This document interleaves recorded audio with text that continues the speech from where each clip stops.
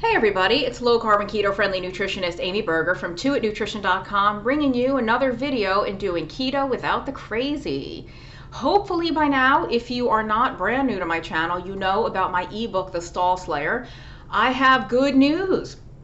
I have been promising for several weeks now that it's going to be on Amazon, and I keep saying soon, soon, soon. Well, it really is going to be soon now because my designer and I have just put the finishing touches on the Kindle version and the print-on-demand version, and we have one final step in the process before it's going to be available for sale, and that is I had to order a proof copy of the paperback version. I want to hold it in my hands and look through it to make sure it's good to go before I make it available to the public. I don't want to have a book out there with typos or where the layout is off or something in some way. That's the final step in the process, so just stay tuned to the channel or follow me on Twitter. My handle is 2itnutrition, or just check out my website, 2itnutrition.com, for the announcement when that's ready. Okay, if you have no idea what I'm talking about, go to stallslayer.com. I have an ebook out about breaking fat loss stalls on keto. Okay, business is done. Let's get down to the topic.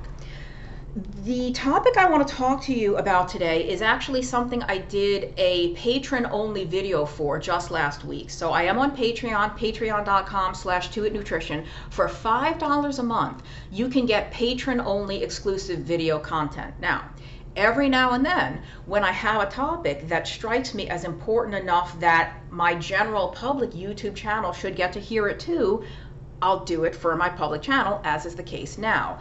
I wasn't originally going to put this out for the public, but after watching the one that I recorded for the patrons, I said, you know, this really is an important topic, important to me anyway, and I want to get this conversation started in a more public way, so here goes. I want to talk about the increasingly black and white thinking that I see in the keto world these days. And I'll say keto and carnivore because it kind of goes hand in hand. I'm starting to see a lot of sort of very dramatic thinking in terms of demonizing or idolizing certain foods, right? And it's become very robotic, very binary, on or off, 1 or 0, all or nothing. All carbs bad, all meat and fat good, or all protein and fat good. All fruit bad, all meat good. All grains bad, all saturated fat good. You know, all plants bad, all animal foods good. All omega-6 bad, all omega-3 good, or just, you know, omega-6 bad, omega-3 good. We're having almost this sort of childish separation of foods and food categories that we've lost all sense of perspective of the full spectrum that the human omnivore is capable of eating and thriving on. Now, as always, I have lots of caveats. In anything I say, I am not suggesting that everybody needs to eat plants or that everyone needs to eat a high animal food diet. I do think everyone needs to eat some animal foods, but do they need to eat a ton of animal food? No. Does everyone need to eat keto? No. Does everyone need to eat low carb even? Maybe not, but anyway, I'm getting a little off track. My point is, please, as you listen to what I'm going to say in the rest of this video, keep that nuanced perspective, which the loss of which is part of the reason I feel compelled to make this video. If what I say doesn't apply to you, then it doesn't apply. You don't need to leave a nasty comment. You don't need to leave a remark. Just keep on going. Forget about it if it doesn't apply to you. So again, I see this very robotic, all or nothing type thinking. And the problem with this isn't this the same kind of thinking that sort of got us into this mess we're in now? In terms of maybe it came from the dietary guidelines, or maybe it came, or at least in the US, maybe it came from the public's interpretation of the dietary guidelines. Because if you follow my friend Adele Hite, Adele, Adele Hite, Hite. She's on Twitter. She has her own website. She's great. She did her PhD thesis in rhetoric on the US dietary guidelines. and the language of them, the rhetoric of them, the interpretation. She's brilliant. So I'm oversimplifying when I say that this is the kind of black and white thinking that came out of that, but just bear with me. Rightly or wrongly, whether or not it's the message the government has meant to send for all these years and decades, the message that most of us got, or the message that we told ourselves, saturated fat bad, monounsaturated and polyunsaturated fat good, whole grains good, refined grains bad, red meat, all red meat bad, poultry and seafood good, plants good, animals bad. What else? Just this sort of black and white kind of thinking. I can't even say like animal fat bad, plant fat good, because that's kind of a message we got, but it's really not. You can't say plant fat good because coconut oil is a plant fat, and that's about 90% saturated fat, right? And they distinctly discouraged the use of coconut oil and palm kernel oils because of their saturated fat. They call them the tropical oils because they're so high in saturated fat. So it's not even really animal fat bad, good, plant fat good. Anyway, the point is, that sort of, or like fat, even with the dietary guidelines, fat bad, complex carbs good. There's this dichotomy and this very polarized mindset. And I think in keto, that is doing a big disservice to a lot of people. And partly, so before I even sort of say what I'm going to say, again, caveats, just because people like to misinterpret, intentionally or unintentionally. It's not that,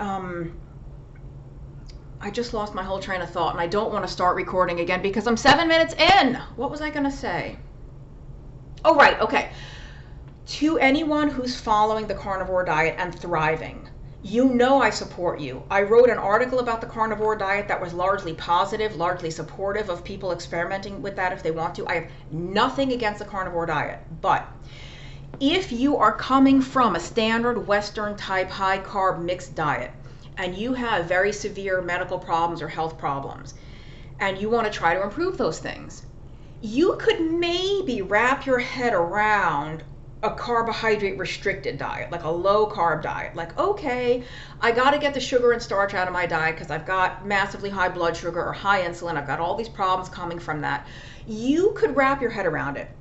But that alone, for many people, is a big enough change that it's very difficult. Many of us have been eating this way for a long time. It's second nature. We don't even think about it. We don't even miss the carbs anymore. It's just not part of our lives. We don't care.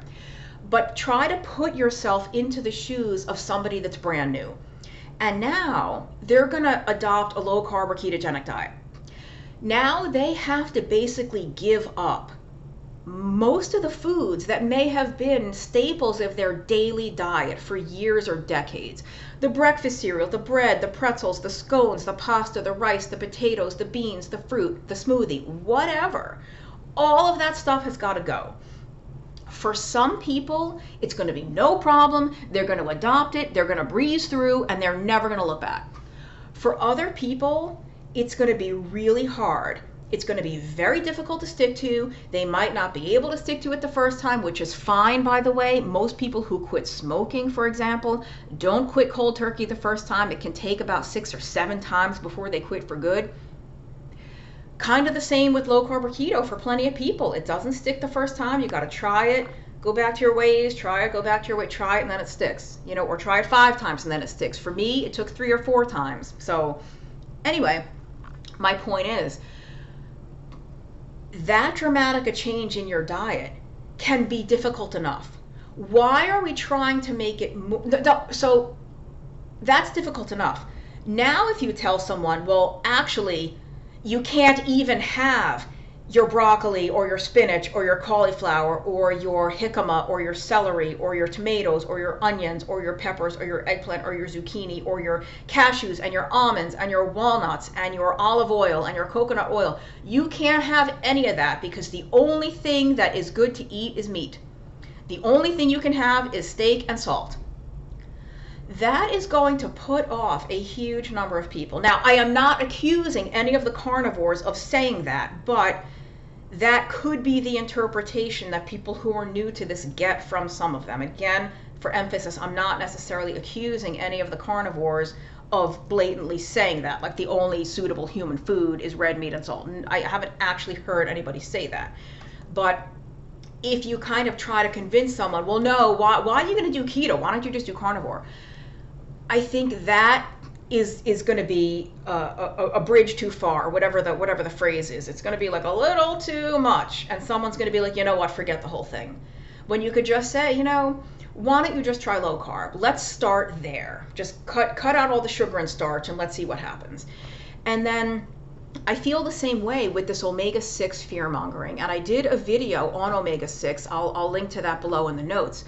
I have a pretty contrarian view about these heavy omega-6 vegetable oils, or more commonly in the keto world, we call them industrial seed oils because they don't come from vegetables. We're not talking about broccoli oil and zucchini oil. We're talking about soybean oil, cottonseed oil, corn oil, sunflower oil, safflower oil, grapeseed oil. There's probably a couple more. Canola doesn't really fall into that category because it's mostly mono. Anyway, my point is, there's a lot of fear mongering about these oils. And I won't go into huge detail on my thoughts. You can watch that other video instead.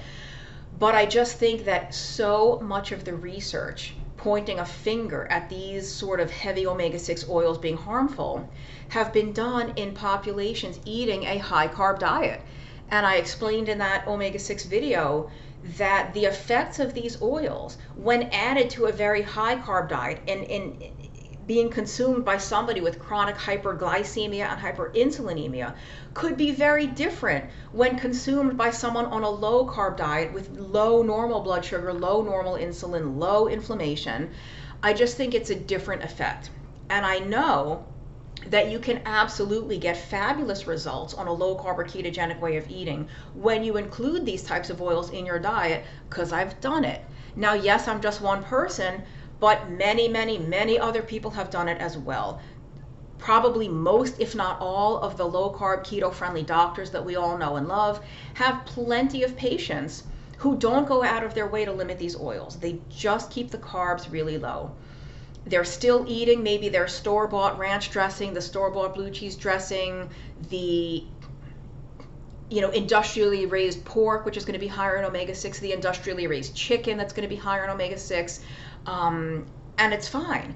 They still lose 100 pounds or more. They still get off their type 2 diabetes medication. They still reduce their insulin needs for type 1 diabetes. The PCOS still goes away. The hypertension goes away.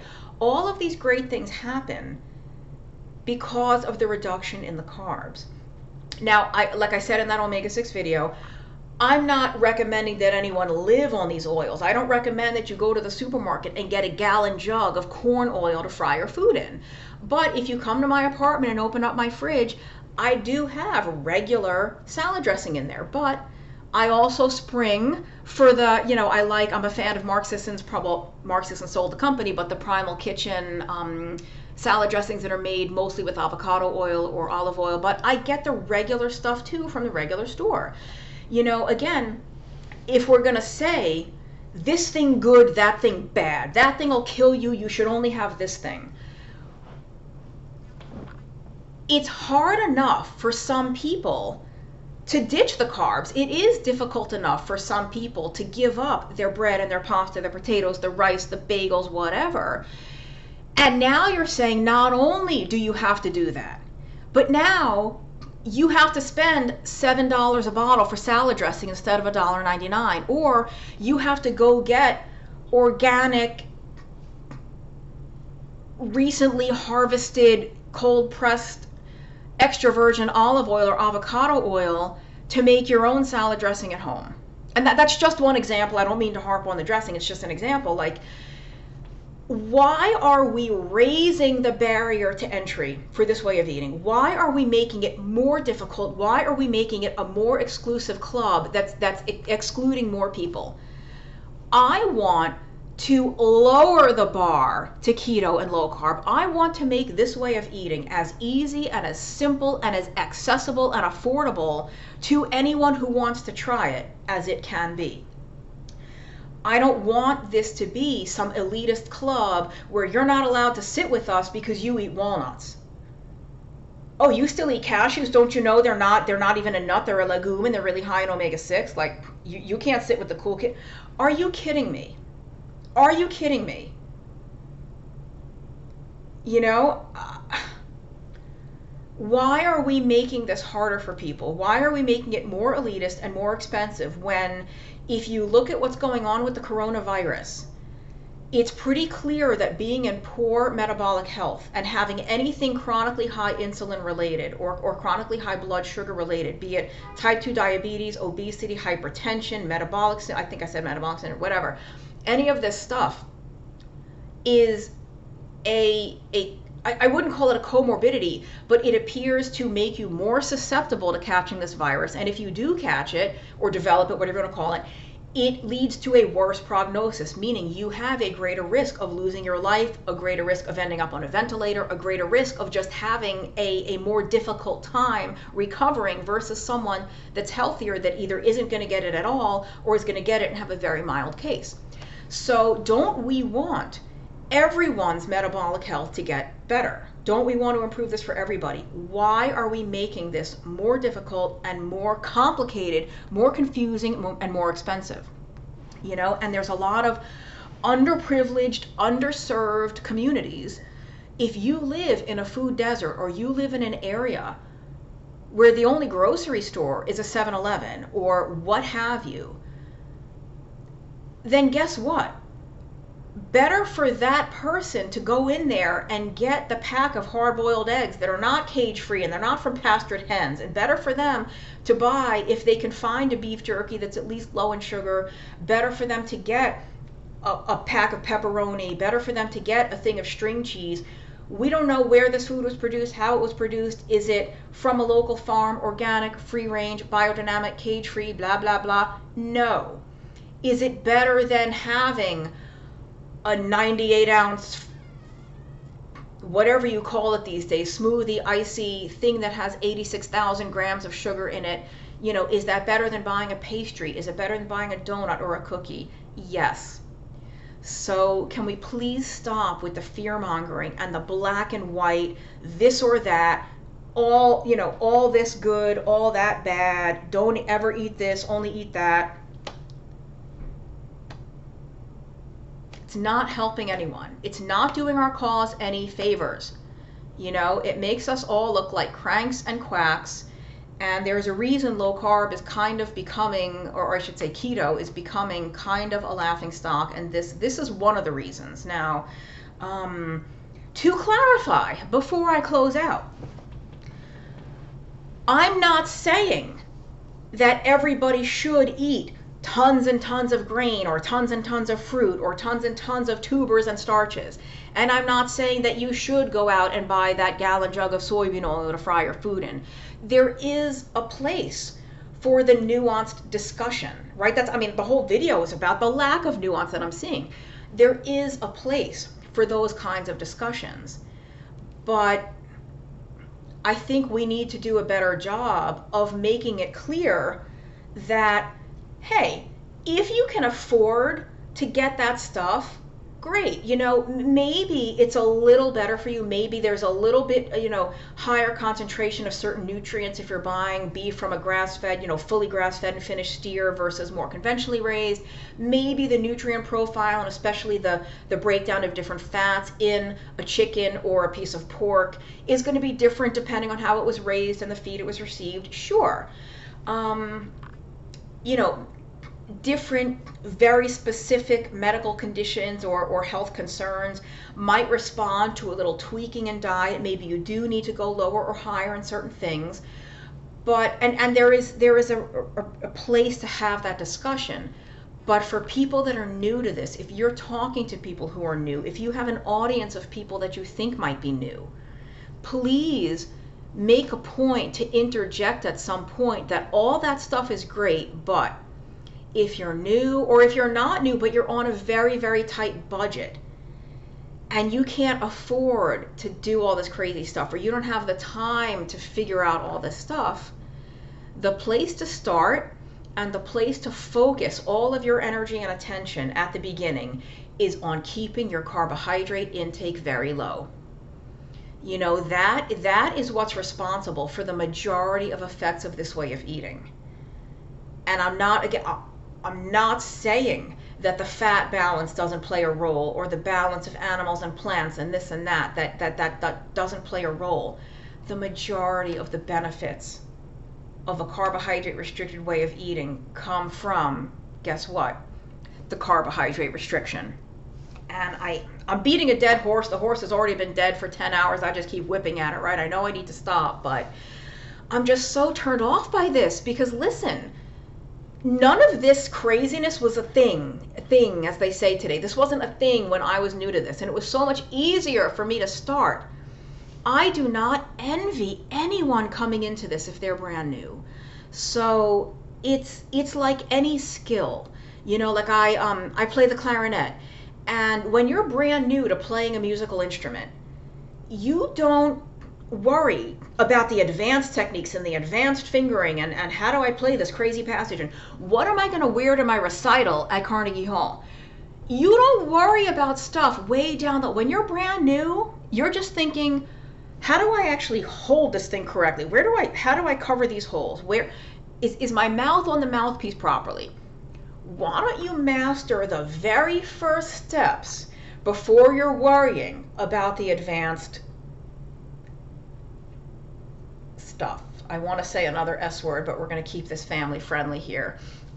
If you want the the R-rated, if you want the swearing, you'll just have to get on Patreon, patreon.com/2itnutrition. So when you're just starting out with this, just keep an eye on your carbs. Keep those carbs really, really low. The advanced techniques, the advanced course, the omega-6, the this, the that, the fasting, the sauna, whatever, later. Worry about it later. And there's really no black and white here. There's no ones and zeros. It's all a spectrum. It's a continuum. Somebody else might kick you out of the club for eating almonds. If you want to eat almonds, you can come sit right here next to me. It's cool. I won't kick you out of my club. I'm going to stop talking now. Can we please just open this up to people? Let's lower the bar to entry. Let's make this easier for people to join, more welcoming, more inclusive. And that's it. Thank you for watching. My website is 2itnutrition.com, or remember, check out the Stall Slayer ebook, stallslayer.com. See you next time. Thanks for watching.